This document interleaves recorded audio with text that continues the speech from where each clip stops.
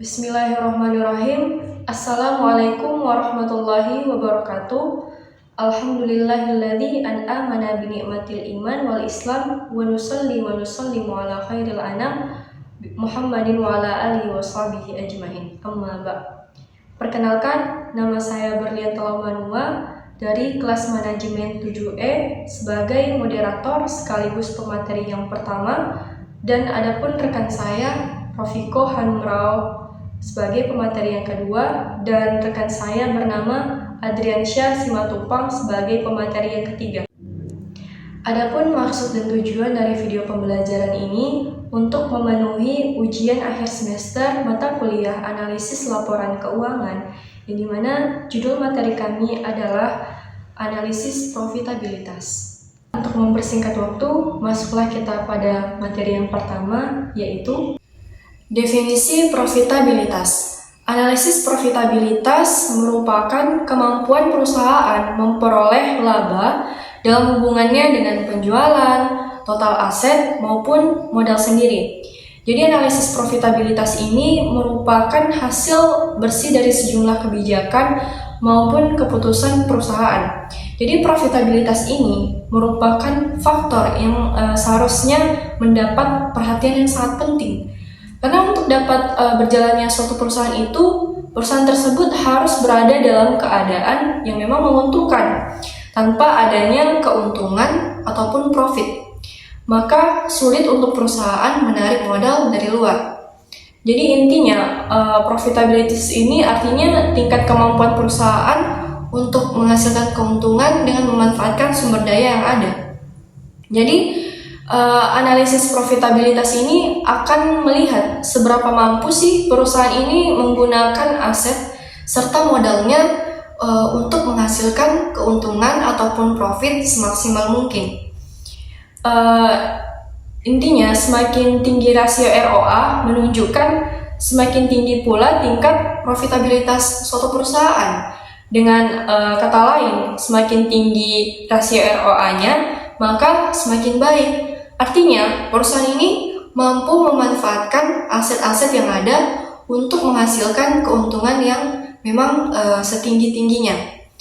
Jadi, yang kedua, fungsi ataupun kegunaan analisis profitabilitas. Yang pertama itu mengukur aktivitas manajerial manajemen, yang dimana manajerial itu bertanggung jawab terhadap pemilihan pembiayaan, investasi, maupun keputusan operasional. Jadi analisis profitabilitas, terutama return on invest capital, ini bermanfaat untuk mengukur efektivitas manajerial pada penggunaan modal yang diinvestasikan. Jadi ROIC ini dapat digunakan untuk mengetahui apakah strategi yang diterapkan manajemen ini untuk meningkatkan keuntungan perusahaan ini sudah lengkap atau belum. Kemudian fungsi yang kedua, mengukur tingkat keuntungan perusahaan, yang dimana rasio ini yang akan menunjukkan keberhasilan suatu perusahaan dalam menghasilkan suatu keuntungan. Dalam membuat keputusan investasi, para investor itu perlu mengamati profitabilitas sebagai bahan pertimbangan yang sangat penting. Karena dengan adanya profitabilitas yang tinggi menunjukkan kinerja perusahaan yang baik sebagai investor yang merespon sinyal positif tersebut, dan nilai ataupun value perusahaan itu tersebut akan meningkat. Baik, perkenalkan nama saya Rofiko Hanumrao, NIM 0506203184, kelas manajemen 7E. Baik, di sini saya akan menjelaskan apa manfaat dan tujuan dari rasio profitabilitas, yang dimana menurut Kasmir tahun 2018 maupun tujuan dan manfaat penggunaan rasio profitabilitas bagi perusahaan dan bagi luar perusahaan, yaitu yang pertama, kegunaannya yaitu untuk mengukur atau menghitung laba yang didapatkan oleh perusahaan dalam jangka waktu satu periode, yang dimana maksudnya itu dengan menggunakan rasio profitabilitas kita bisa mampu mengukur atau menghitung laba yang didapatkan oleh perusahaan dalam jangka waktu satu periode. Dan yang kedua yaitu untuk menilai bagaimana posisi laba perusahaan dari tahun sebelumnya dengan tahun sekarang. Maksudnya gini, dengan menggunakan rasio profitabilitas kita bisa mampu atau bisa menilai bagaimana sih posisi laba perusahaan dari tahun sebelumnya dengan tahun sekarang gitu. Baik, materi selanjutnya yaitu faktor-faktor yang mempengaruhi profitabilitas, yang dimana menurut Kasmir tahun 2019 faktor-faktor yang mempengaruhi profitabilitas ini antara lain yang pertama yaitu margin laba bersih, yang dimana margin laba bersih ini yaitu rasio keuangan yang mengukur seberapa efisien perusahaan dalam menghasilkan laba bersih dari pendapatan total. Dan yang kedua yaitu perputaran total aktiva. Perputaran total aktiva ini ialah mengukur kemampuan perusahaan untuk menghasilkan penjualan dari total asetnya dengan membandingkan penjualan bersih dengan total aset rata-rata. Dan yang ketiga yaitu laba bersih, yang dimana jumlah uang tersisa setelah semua biaya dan pengeluaran telah dikurangkan dari pendapatan kotor. Dan yang keempat yaitu penjualan. Penjualannya itu kegiatan penetapan harga jual sampai produk didistribusikan ke tangan konsumen. Dan yang kelima yaitu total aktiva. Yaitu total aktiva ini jumlah nilai dari seluruh aset kekayaan yang dimiliki perusahaan, lembaga keuangan, ataupun individu. Dan yang keenam yaitu aktiva tetap, yang dimana aktiva tetap ini aset berwujud yang dimiliki untuk digunakan dalam produksi ataupun penyediaan barang dan jasa. Dan yang ketujuh yaitu aktiva lancar. Aktiva lancar ini ialah aset yang masa penggunaannya hanya dalam jangka waktu yang singkat. Dan yang kedelapan yaitu total biaya, yang dimana total biaya ini ialah jumlah keseluruhan dari pengeluaran tetap dan pengeluaran variabel yang dikeluarkan perusahaan. Dan kesimpulan dari semua ini ialah faktor-faktor tersebut masing-masing mempunyai peran penting dalam menentukan hasil perolehan profitabilitas. Baik, saya Adrian Sasimatupang. Di sini saya akan melanjutkan penjelasan tentang materi kami. Rasio profitabilitas terdiri dari 5 jenis. Ini dikatakan oleh para ahli juga, yaitu menurut Harry. Ia mengatakan ada 5 jenis, yang mana 5 jenis itu adalah yang pertama return on asset, yang kedua adalah return on equity, yang ketiga adalah margin laba kotor, yang keempat adalah margin laba operasional, yang kelima adalah margin laba bersih. Perlu kita ketahui juga bahwasanya yang paling penting, yang sangat penting terhadap rasio profitabilitas itu dikatakan oleh Raymond Budiman bahwa ada 2 rasio yang amat sangat penting dalam analisis profitabilitas. Dia mengatakan bahwa 2 rasio penting ini adalah yang pertama return on asset dan yang kedua adalah return equity. Ini yang amat sangat penting dalam analisis profitabilitas. Maka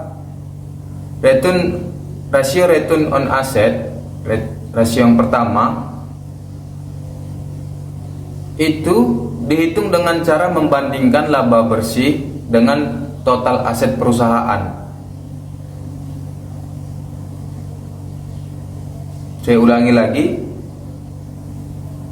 rasio return on asset itu dihitung dengan cara membandingkan laba bersih dengan total aset perusahaan. Kita bisa lihat bahwa semakin tinggi rasio return on asset, ia menunjukkan semakin tinggi pula tingkat profitabilitas perusahaan itu. Dengan kata lain, semakin tinggi rasio return on asset, maka semakin baik. Artinya perusahaan mampu memanfaatkan aset-aset yang ada untuk menghasilkan keuntungan setinggi-tingginya, menghasilkan keuntungan sebaik-baiknya. Yaitu rasio kedua, rasio return on equity. Di sini dapat kita lihat dengan cara dihitung, dengan cara membandingkan laba bersih dengan total ekuitas perusahaan. Di sini membedakan return on asset dan return equity adalah mereka sama-sama membandingkan laba bersih, tapi return on asset di sini dia laba bersih dibandingkan dengan total aset, sedangkan return on equity di sini laba bersih dibandingkan dengan ekuitas,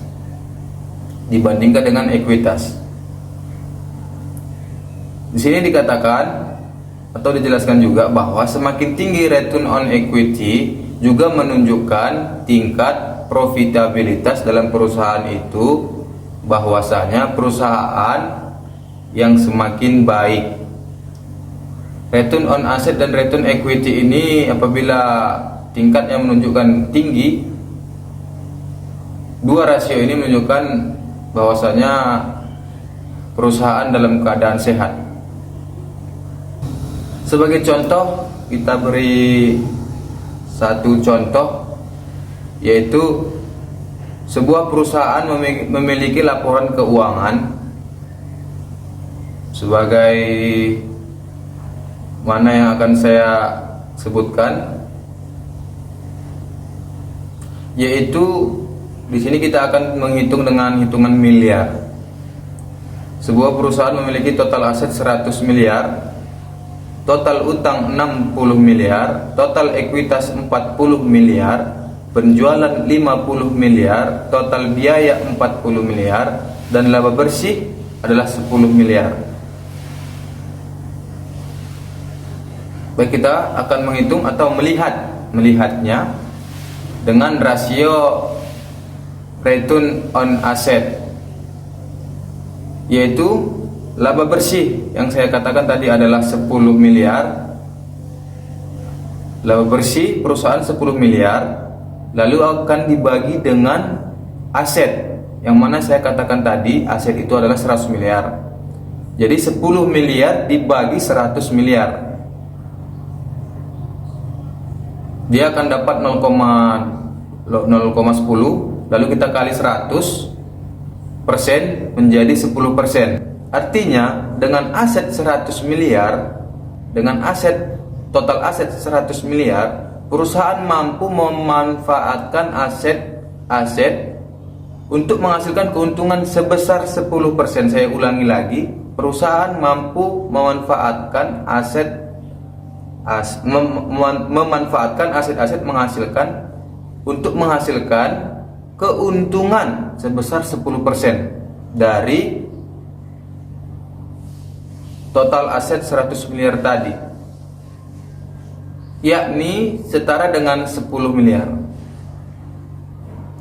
Sedangkan return on equity di sini kita akan melihatnya juga bahwasanya tadi saya katakan laba bersih adalah 10 miliar dan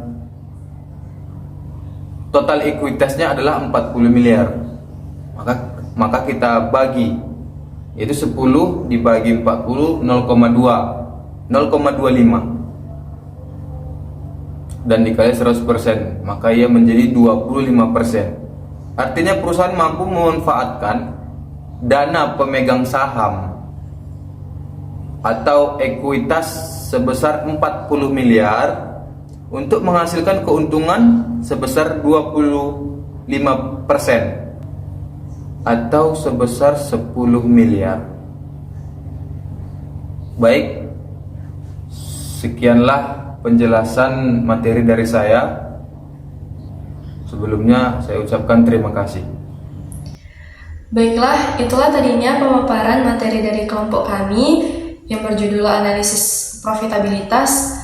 Adapun kesimpulan dari materi kami yaitu analisis profitabilitas ini memiliki beberapa kelebihan dibandingkan dengan analisis laporan keuangan lainnya.